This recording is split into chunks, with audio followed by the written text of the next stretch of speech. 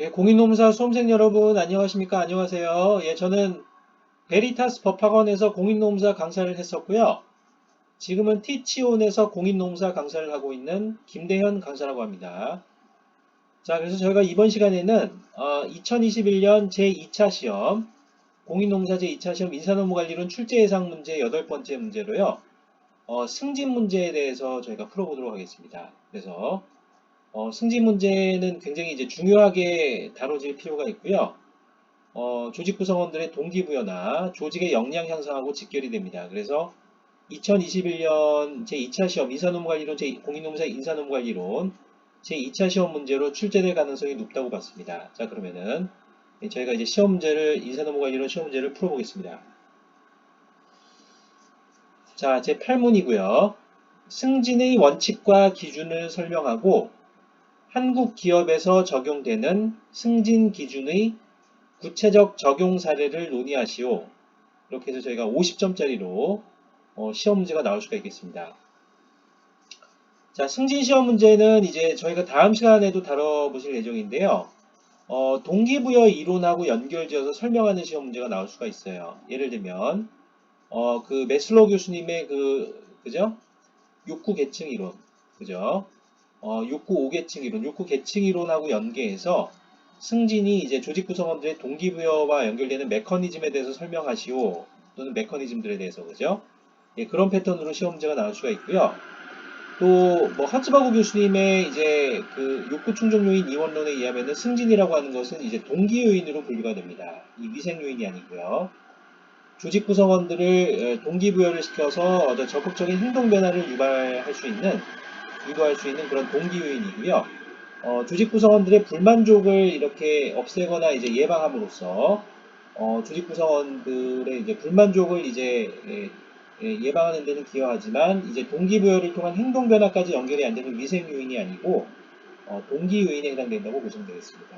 또 부름 교수님의 어떤 기대 이론에 의해서 승진 제도가 조직 내에서 활용될 수 있는 이제 바람직한 운영 방안에 대해서 논하시고 이런 게 나올 수 있어요. 그러면 이제 승진 제도가 노력을 투입했을 때 성과가 달성되리라는 기대, 그 다음에 성과를 달성했을 때 이제 보상이 주어지리라는 기대, 그리고 그 보상이 유인가가 있는지 이런 것들 논의를 해주셔야 됩니다.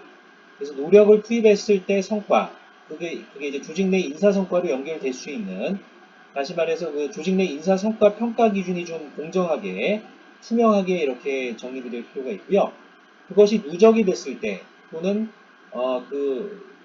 승진을 통해서 그죠? 차지하시게 되는 그 직위와 관련된 역량 요소를 동시에 합산을 해서 그러니까 부하 직원일 때 그런 인사평가와 역량평가를 더해서 이제 승진 기준이 이제 수립이 될 수 있는데요. 이런 승진 기준이 이제 공정하고 투명하게 수립이 돼서 조직 구성원들에게 이제 인식이 될 때 조직 구성원들의 이제 동기부여를 유발할 수 있겠습니다. 그리고 승진을 했을 때 얻을 수 있는 뭔가 금전적인 뭔가 급여 상승이나 상여금 상승의 효과나 복리후생 혜택들의 증가 이런 것들이 좀 충분히 주어져야 승진이 조직 구성원들에게 이제 동기부여를 해서 열심히 일을 하도록 유도하는 그런 제도가 될 수가 있겠습니다. 그래서 그런 패턴으로도 시험 문제가 나올 수 있고요. 그리고 제가 오늘 해드리는 형태로 또 시험 문제가 나올 수가 있겠습니다. 그래서 다 준비를 다 해주시고요. 자, 그럼 1번 승진의 의의를 먼저 논의해 주시면 되겠습니다. 자, 승진 프로모션이라고 하는 것은 기업 내 개인이 현재 수행하는 것보다 더 나은 직무로 이동하는 과정을 의미합니다.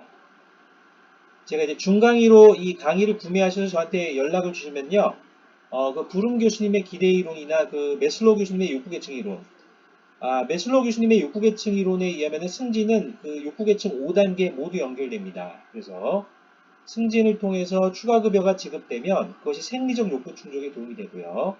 그리고 승진한다는 그 시그널 자체는 조직 내에서 인정을 받고 있다는 걸 의미합니다. 그래서 자신의 직업 안정성이 높아진다는 어떤 욕구하고도 연결이 될 수 있어요. 그래서 이제 안전의 욕구 충족에도 도움이 되고요.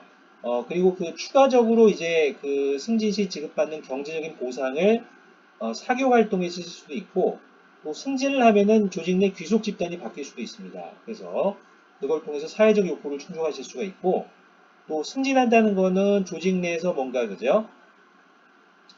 그 인정을 받고 있다. 예, 그런 걸 의미한다고 보시면 되겠습니다. 자, 그래서 이제 조직 구성원들이 이제 조직 생활을 하시면서 승진을 한다는 거는 이제 조직으로부터 인정을 받는다. 그래서 자기 스스로도 뭔가 뿌듯하고요. 그런 인정을 받는 욕구가 있죠. 그러니까 타인으로부터 인정을 받고 자기 스스로도 자기 스스로를 이제 인정하려는, 그러니까 인정을 받으려는 그런 욕구를 충족하는 데 또 도움이 되겠습니다. 자, 그리고 승진을 통해서 이제 경제적인 보상도 받고, 그 다음에 자신이 하고자 하는 좀 더 권한과 책임이 높은 직무로 이동을 하면서 자아 실현을 또 느끼실 수가 있겠습니다. 그러니까 조직 내 중요한 여러 기여를 할 수 있는 성과들을, 그죠? 성과 내용들을 달성하셔서 또 승진이 되고, 그것을 통해서 조직 내에서 좀 더 중요한 직무를 수행하시게 되면서 그렇게 또 자아 실현의 욕구도 충족이 되는 그런 효과가 있습니다. 예, 그래서 그런 형태로도 저희가 동기부여 이론과 연계해서 논의가 될 수 있고요. 자, 그래서 이제 여기서 더 나은 직무라고 하는 것은 승진과 관련해서 과거보다 권한 및 책임의 크기가 증가하거나 직무 내용이 변화하는 것이죠. 임금 및 지위 등이 증가하는 경우 총 보상의 변화를 모두 포함한다고 보시면 되겠습니다. 그래서 승진 제도는 조직 구성원에게 자아 성장의 보람과 기쁨을 제공하는 수단이 되고요. 그리고 회사의 입장에서도 적절한 승진 정책은 우수 인재의 유치와 내부 인력의 동기부여를 통한 조직 효과성의 증대에 도움을 주므로 중요하다고 볼 수 있습니다. 그러니까 조직 내에서 승진이 좀 안 되고 적체가 심하면 우수 인재들이 조직을 떠날 수 있어요. 근데 조직이 발전하면서 승진 기회들이 조직 구성원들에게 적절히 제공이 되면 우수 인재들이 이제 계속 회사에 남는 효과, 그리고 이제 또 조직 내 구성원들의 어떤 동기부여 효과, 그리고 더 나아가서는 조직 외부의 어떤 우수 인재들을 또 유치하는 데도 도움이 되겠습니다. 자, 그럼 2번 승진의 원칙과 기준에 대해서 저희가 논의를 해보겠습니다. 1번 승진의 원칙이고요. 일반적으로 승진은 아래와 같은 기본 원칙에 따라 운용이 되어야 하겠습니다. 1번 적정성의 원칙입니다. 이는 승진 기회 부여의 정도나 크기와 관련된 개념으로서요. 조직에 충분한 공헌을 했을 때 승진이 주어지는지 여부를 의미합니다. 그래서 시간적 차원에서 과거 해당 기업의 조직 구성원들이 받았던 승진 기회와 이거는 이제 복수형으로 하는 게 좀 더 맞는데 그냥 대표 변수로 승진 기회와 현재 유사한 종업원 집단이 받고 있는 승진 기회가 다르거나 또는 공간적인 차원에서 해당 기업과 유사한 조직의 구성원들이 받고 있는 승진 기회가 다르다면 승진의 적정성이 확보되지 않은 상황이라고 할 수 있겠습니다. 그래서 시간적으로 이제 과거에 비해서 현재 이제 승진 기회가 덜 주어지거나 공간적으로 다른 비슷한 조직의 구성원들에 비해서 승진 기회가 그 조직의 구성원들에게 덜 제공이 된다면 또는 기회들이 그죠? 기회 또는 기회들이 제공된다면 승진이 적정성이 확보되지 않은 상황이라고 할 수가 있겠습니다. 자, 이번에 공정성이라는 또 승진의 원칙이 있습니다. 이는 승진 기회 배분의 원칙과 관련된 개념으로서 승진 기회를 의사결정자의 임의로 배분하는 것이 아니고요. 승진의 명확한 원칙에 입각하여 상대적으로 더 적합한 사람에게 배분하였는지를 의미합니다. 그래서 승진이 되실 그 자격과 어떤 능력 또는 역량을 갖추신 분에게 승진 기회가 주어졌는지 예, 그 여부를 의미합니다. 그죠? 그래서 공정성하고 연결된다고 보시면 되겠습니다. 자, 3번의 합리성 또 저희가 그죠? 합리성이라는 저희가 또 그죠? 적정성, 공정성, 합리성이라는 이제 원칙을 저희가 또 보실 수 있겠어요. 이는 승진 기회 부여의 기준과 관련된 개념입니다. 승진의 기준이 인습이나 그 인사평가자나 승진을 시켜주시는 인사권자의 어떤 인사 담당자분이나 인사권자나 인사 담당자분의 감정에 기반한 것이 아니고 조직적 가치관과 직무 수행 능력에 기반했는지를 의미합니다. 그래서 혈연이나 지연 등의 연고에 입각한 승진이 아니고요.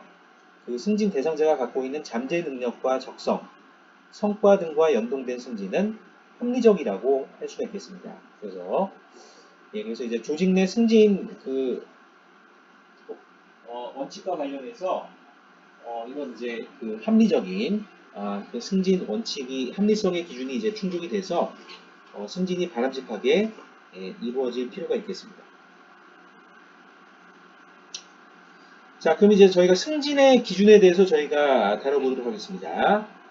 자, 승진은 크게 연공주의와 능력주의의 기준에 의하여 결정됩니다. 그래서 일본의 연공주의라고 하는 것은요, 개인이 조직에 이제 공헌한 기간을 판단 기준으로 삼는 것을 의미합니다. 그래서 전통적인 인사관리, 그죠?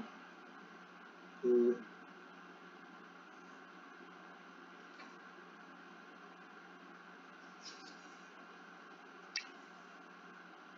죄송합니다. 제가 아까 그 메슬로 교수님의 욕구계층 이론의 인정욕구라고 했는데요. 예, 인정욕구라고 하셔도 되고요. 좀 더 정확한 표현으로는 존경 또는 존중의 욕구라고 하는 것이 이스팀이죠. 그죠? 자, 그런 존경이나 존중, 죄송합니다. 그 자아실현 욕구 밑에 네 번째 욕구가 존경이나 존중의 욕구입니다. 자, 그래서 그 존중은 타인으로부터 존중을 받으려는 욕구, 그리고 자기 스스로 자기를 존중하려는 욕구, 죄송합니다. 인정 욕구라고 하셔도 돼요. 공식 그 명칭을 저희가 이제 공식적으로 4단계 욕구를 부르실 때는 그죠? 명칭을 붙이실 때는 부르실 때는 존중 욕구라고 하시면 되겠습니다. 죄송합니다.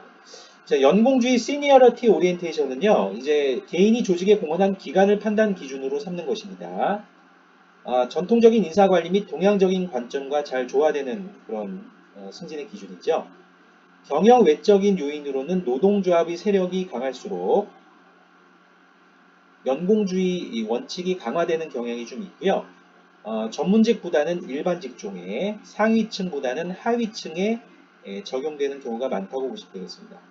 그러니까 연공주의라는 것이 일반적으로 이제 그 조직 내 그 근무 연수가 올라가시게 되면 하위층의 경우에는 이제 그 능력주의에 비해서 연공주의가 좀 더 비중 있게 다뤄져요. 근데 특히 과장급 이상 또는 뭐 일부 기업에서는 뭐 선임, 고참 선임이나 책임급 이상의 어떤 조직 구성원들에게는 능력주의, 그죠? 조직의 기여한 정도에 따라서 승진이 이루어지는 비중이 더 커지게 됩니다. 또는 연수평정이나 뒤에서 제가 논의를 해드릴게요. 자, 우리나라에서는 연공의 제 측면 가운데 특히 학력별 근속기간이 중시되는 경향이 있다고 합니다. 그래서 연공주의라고 하는 것은 연공과 숙련이 비례한다는 가정, 그리고 객관적 평가 시스템의 구축 미비 등의 이유로 인하여 한국의 대표적 승진 기준으로 자리 잡고 있다고 그렇게 언급이 되기도 합니다. 자, 근데 오늘날 큰 기업들은 굉장히 인사평가 시스템이 잘 되어 있죠. 근데 특히 대기업 조직들 같은 경우에 뭐 중견기업들도 그렇습니다만, 근데 보통 이제 객관적 평가 시스템이 좀 구축이 미비된 이유도 좀 있습니다만은 상당수 기업들은 또 평가 시스템이 잘 갖춰져 있습니다. 어찌됐건 이런 이유로 해서 연공주의가 한국에서는 또 많이 활용되고 있다. 보시면 되겠죠. 자, 이번에 능력주의라는 것이 있습니다. 이거는 컴피턴스 오리엔테이션이라 그래서요. 이거는 개인의 직무 수행 역량을 판단 기준으로 삼는 것입니다. 그래서 이쪽은 이제 현대적 인사관리 및 서구적인 관점과 잘 조화된다고 보시면 되겠습니다. 그래서 경영 외적인 요인으로는 조직에서 경영진의 상대적 세력이 노동조합에 비해 강할수록 연공주의에 비해서 능력주의 원칙이 강화되는 경향이 좀 있고요.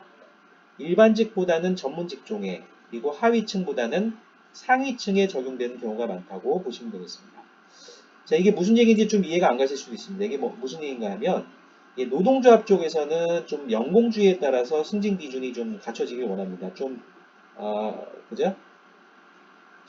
근데 이제 경영진 쪽에서는 아무래도 그 조직의 발전에 대해서 좀 더 관심이 많으시다 보니까 노동조합도 관심이 있으십니다만은 경영진 분들이 좀 더 그 기업의 경영 성과 이런 쪽에 좀 더 관심이 많으시죠. 그래서 능력주의를 좀 더 강조하시는 그런 경향이 좀 있어요. 그죠? 그리고 하위층, 일반직보다는 전문직종에 이제 능력주의가 많이 좀 활용이 되고요. 하위층보다는 상위층으로 갈수록 이제 승진 기준으로서의 능력주의 비중이 좀 더 커집니다.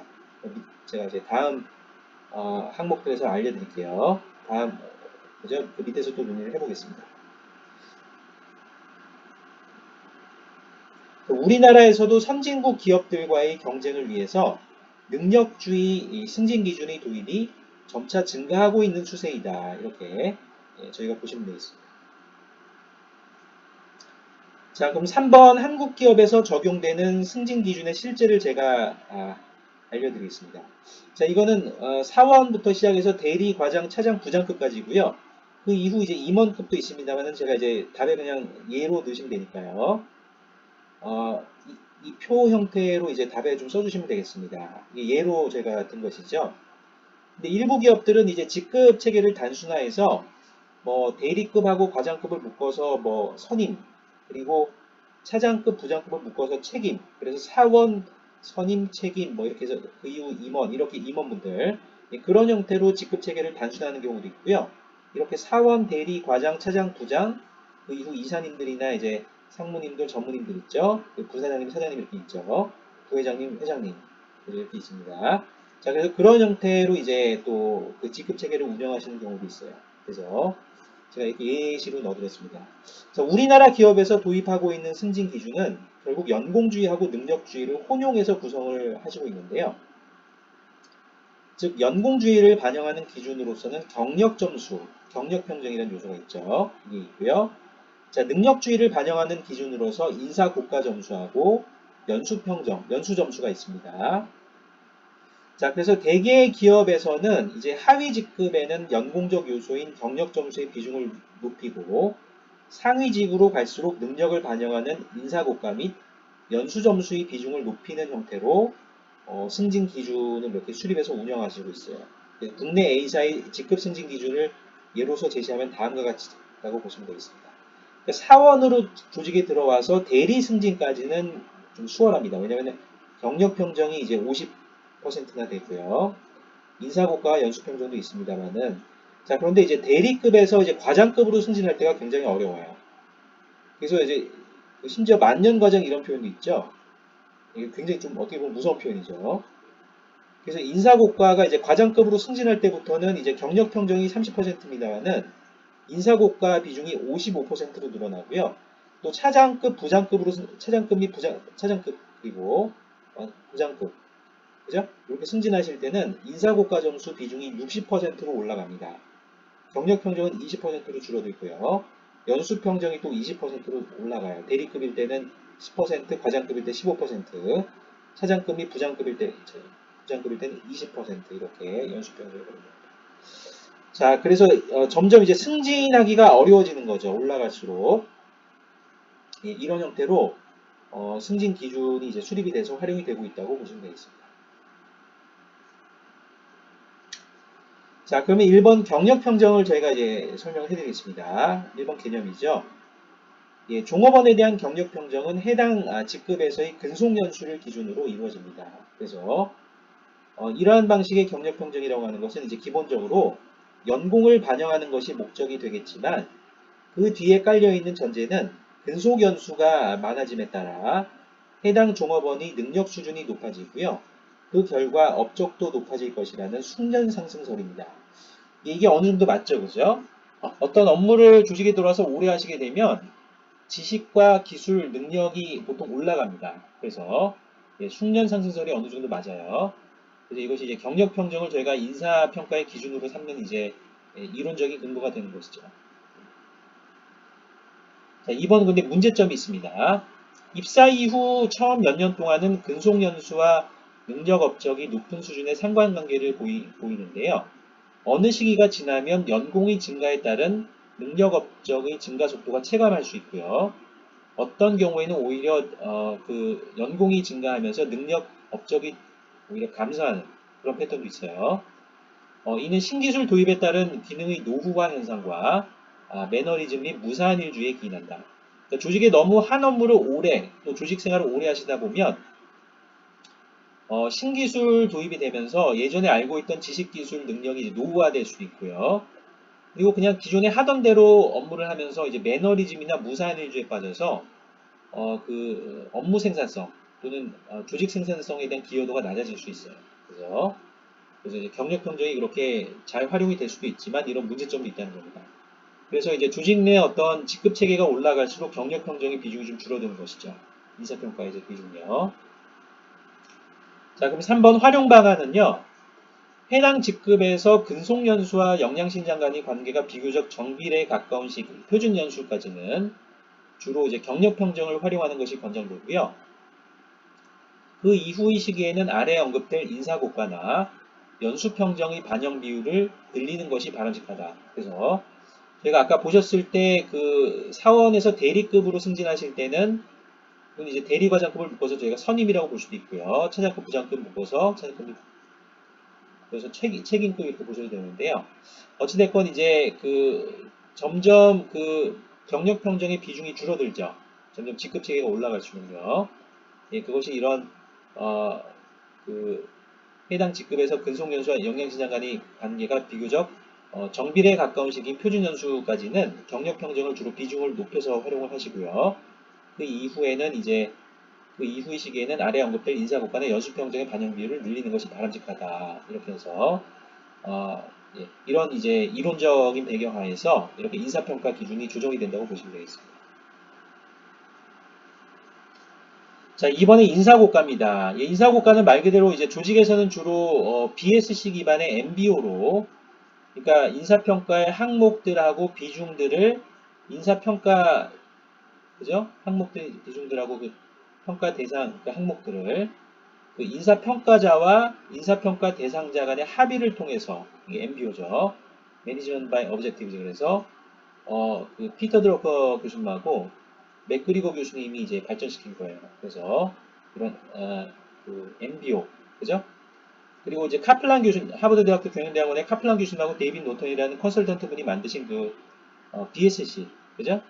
그래서 재무 관점만 보는 것이 아니고 고객 관점과 내부 프로세스 관점, 그리고 학습 및 성장 관점을 동시에 이제 성과 지표들로 넣는 그런 BSC로 해서 MBO로 인사고과를 많이 평가하게 됩니다. 그래서 보통 이제 많은 조직들이 그 인사평가 등급이 좀 다릅니다만 보통은 S, A, B, C, D 예, 이렇게 5단계로 많이 인사평가 등급을 수립을 하세요. 물론 뭐 S, A, B, C, D, E까지 하시는 경우도 있는데요. 그래서 보통 C등급이나 D등급을 받으면 굉장히 힘듭니다. 승진하실 때 C등급이 한 번이라도 또는 D등급이 나오고 D등급은 거의 퇴출 대상이에요. 굉장히 힘들죠. C등급도 한 번 맞으면 그 이후에 이제 B등급이나 A등급, S등급을 맞아서 메우셔야 됩니다. 그 C등급을요.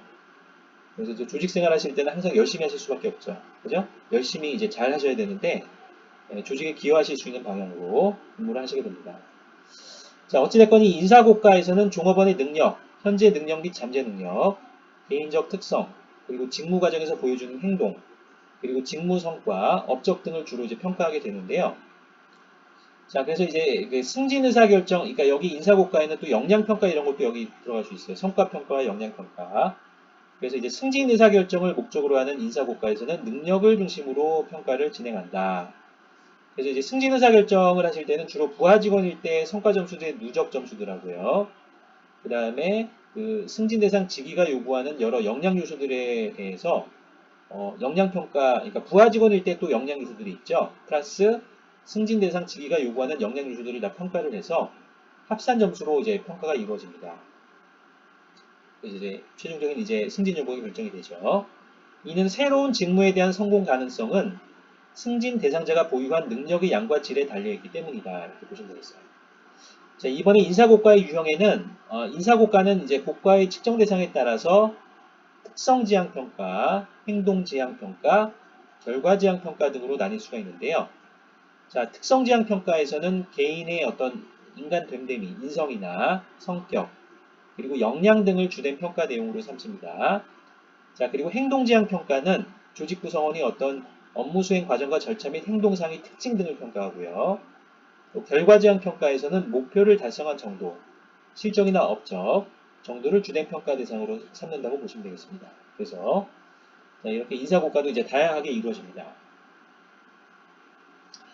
자, 3번에 연수평정이 있는데요. 연수평정은 이제 어려운 개념이 아니고 그 교육훈련을 받으신 이후 교육훈련 점수, 그러니까 교육훈련을 받으신 이후 뭐 시험제도 이런 게 있죠. 또 교육훈련 과정에서 보여주신 태도나 이런 이제 참여 정도를 또 별도의 평가자분들이 평가해 주실 수가 있습니다. 그걸 다 합산한 점수를 의미합니다.